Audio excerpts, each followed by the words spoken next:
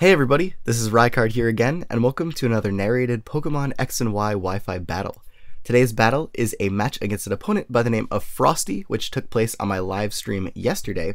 and the team that I'm using in this battle was entirely inspired by the Twitch Plays Pokemon live stream that is going on right now as I'm narrating this video. So in the lead position, I obviously have Pidgeot, Bird Jesus, the almighty Helix, Omastar, Digrat, or I guess Jay Leno as well, which apparently has since been released since I had this battle, which is very unfortunate. Lapras or Air, Venomoth, which is I guess ATV Bug, and then Hypno, which is the Keeper,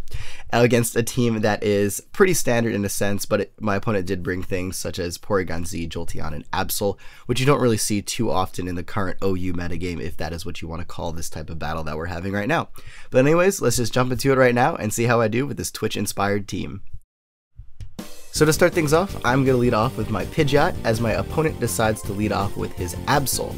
Now, my Pidgeot that I'm running in this battle is actually a Scarfed Pidgeot, so I know I'm going to be able to outspeed this Absol no problem. He shows off that he is obviously the Mega Absol, going for the Mega Evolution on the first turn, and as I go for the U-turn, I notice that I do a pretty significant chunk of damage, to the point where I think if I went for Brave Bird, I might have actually just one-shotted this thing first turn, because Brave Bird is a little bit more powerful because of Stab than a super effective U-turn. But as I U-turn out into my Omastar, my opponent actually just sets up a Swords Dance and then goes for a Will-O-Wisp on the following turn, which kind of confused me a bit. He said that he was predicting me to Shell Smash, so he wasn't going to Sucker Punch, but I don't know what his other attacking move would have been that he could have went for in that case, even if I did Shell Smash, because he wasn't +2. But either way, I'm able to take it out, and now he's going to go out into this Jolteon, which is going to cause me a bit of trouble because, as you saw from the team preview, there's actually 3 things on my team that are weak to electric moves, and this this Jolteon is quite fast, being able to outspeed everything except my Scarfed Pidgeot. But I'm able to go into my Hypno right here. It is the most especially defensive thing on my team, and take the Volt Switch quite well as my opponent switches out into his Porygon Z, thankfully getting the attack boost as opposed to the special attack boost, and then just nasty plots in my face right here as I go over the Toxic to try and wear this thing down. Now, I was terrified right here of my opponent potentially having the Shadow Ball or the Dark Pulse, but as you're going to see as I go for Protect on this turn to obviously stall for toxic damage, the Protect is also there to work in combination with Wish as well, which is another move that Hypno is able to have.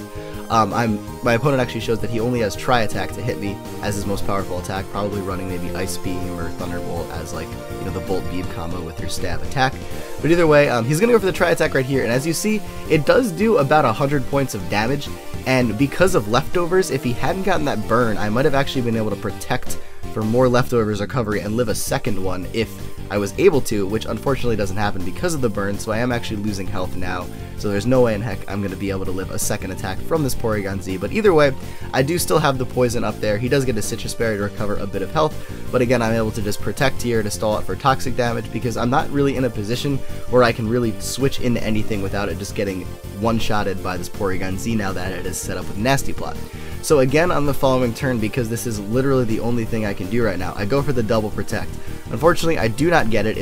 is only a 50% chance to happen, obviously, after you Protect a first time, and my opponent is able to just easily take me out with another Tri-Attack on the following turn. But this leaves him at a very, very low range of health, where I'm easily able to just bring in Eradicate and Quick Attack right here, take it out, and also simultaneously get my Guts to activate, which is really, really good, because this is going to allow me to now deal a massive amount of damage with Facade. My opponent brings in his Jolteon and just goes for the Volt Switch, expecting me to switch out possibly, or just thinking that would OHKO it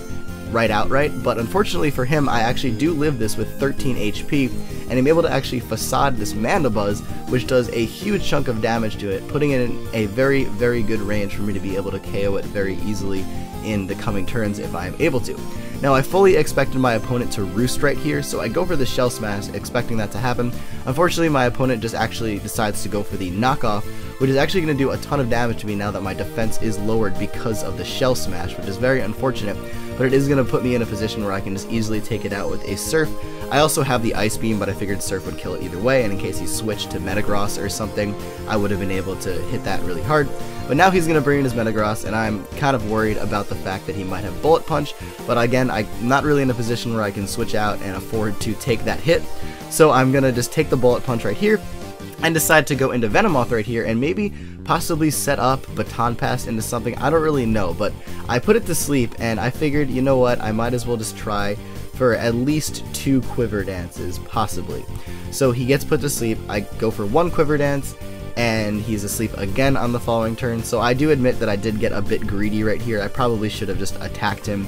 but either way, I go for a second one. He does wake up, and then he gets the Meteor Mash off. It does make contact and brings me down to a very, very low range of health, where unfortunately, no matter what I can do in this situation, a Bullet Punch is going to take me out. So that was a little bit of a misplay on my part. I should have just done damage to it, but if I had done damage to it, it wouldn't have allowed me to show off this Lapras that I have. So he's going to go for the Meteor Mash right here, and it's going to do a pretty decent chunk of damage as I go for the Perish Song.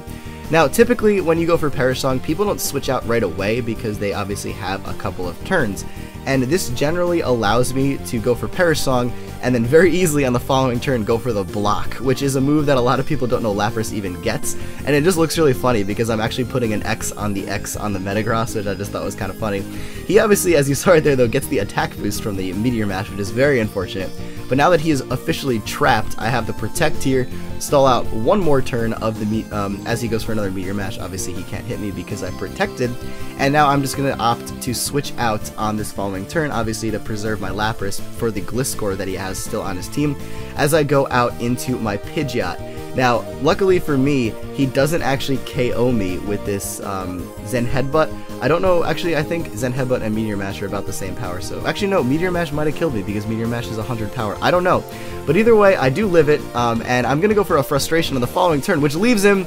at 1 HP, and that is very unfortunate because I could have really benefited from that Jolteon going down right there. Thankfully though, Life Orb takes him out, so this leaves a matchup now between my Lapras and his Gliscor, which is obviously very good for me, but at the time I just figured, oh, I got this completely. He goes for the Rock Slide, which I've never seen a Gliscor pack in my life, and I was terrified of flinch happening right there, and just, you know, he would have just took me out because of flinches. Thankfully it doesn't happen, and I'm able to actually one-shot his Gliscor from that range, which will give me the victory in the battle with this Twitch-inspired team, which I was not even remotely expecting to win with. So even though, you know, I brought something crazy to this battle, I was able to pull out a victory in the end somehow against my opponent. So thank you, Frosty, for the battle. It was a ton of fun to do this, and I hope you all enjoyed this battle as always. And please tune into the Twitch Plays Pokemon live stream to watch 60,000 people at once try and play one game of Pokemon. I will definitely leave a link to that in the description if you have no idea what I'm talking about still. But anyways, everybody, that is it for this video, so thank you all for watching, take care, goodbye, and I will see you all next time.